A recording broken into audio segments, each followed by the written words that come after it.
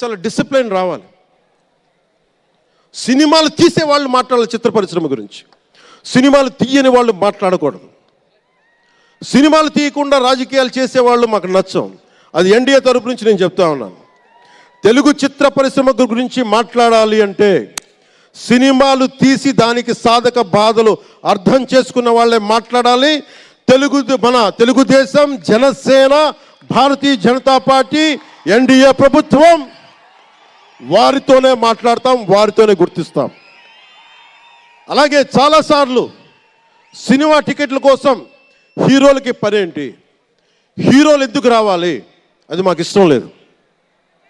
మహా అయితే నిర్మాతలు రండి, ఒక ట్రేడ్ బాడీ రండి, మీ యూనియన్ రండి, మేము అది ఇచ్చేస్తాం. అంతేగాని హీరోలు వచ్చి మాకు నమస్కారాలు పెట్టాలి,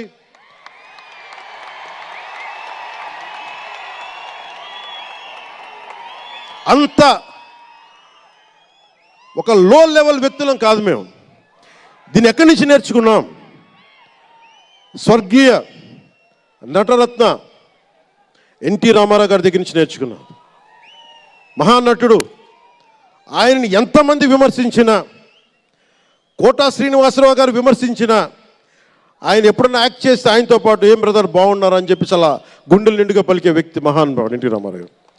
ఇంత తెలుగుదేశం పార్టీ ఎన్టీ రామారావు అన్నిసార్లు ముఖ్యమంత్రిగా ఉన్నప్పుడు కూడా ఎప్పుడు ఘట్టంనేని కృష్ణ గారు కాంగ్రెస్లో ఉండి కూడా కనిపిస్తే ఇద్దరు ఆప్యాయంగా మాట్లాడుకునే వాళ్ళు. ఎన్టీ రామారావు గారు ఎప్పుడు వివక్ష చూపించలా. ఇది చిత్ర పరిశ్రమ తాలూకు ఔన్నత్యం. ఇది అదే ఔన్నత్యాన్ని మేము కొనసాగిస్తున్నాం, అదే మేము కోరుకుంటా ఉన్నాం. అంతేగాని గతం ప్రభుత్వంలో లాగా మీరు అభిమానించే మెగాస్టార్ చిరంజీవి గారు లాంటి వారిని కానీ, బాహుబలి ప్రభాస్ గారిని కానీ, మహేష్ గారిని ప్రిన్స్ మహేష్ అంటారు కదా,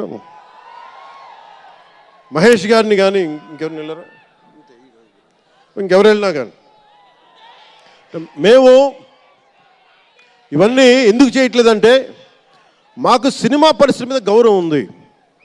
నారా చంద్రబాబు నాయుడు గారు ఇప్పటికి 4వ సారి ముఖ్యమంత్రి. ఆయన 3 సార్లు కానీ 4 సార్లుగా ముఖ్యమంత్రి ఉన్న ఈ సమయంలో ఎప్పుడు కూడా తెలుగు చిత్ర పరిశ్రమకి దోహదపడ్డారు తప్ప ఆయన ఎప్పుడు తెలుగు చిత్ర పరిశ్రమని ఇబ్బంది పెట్టలేదు.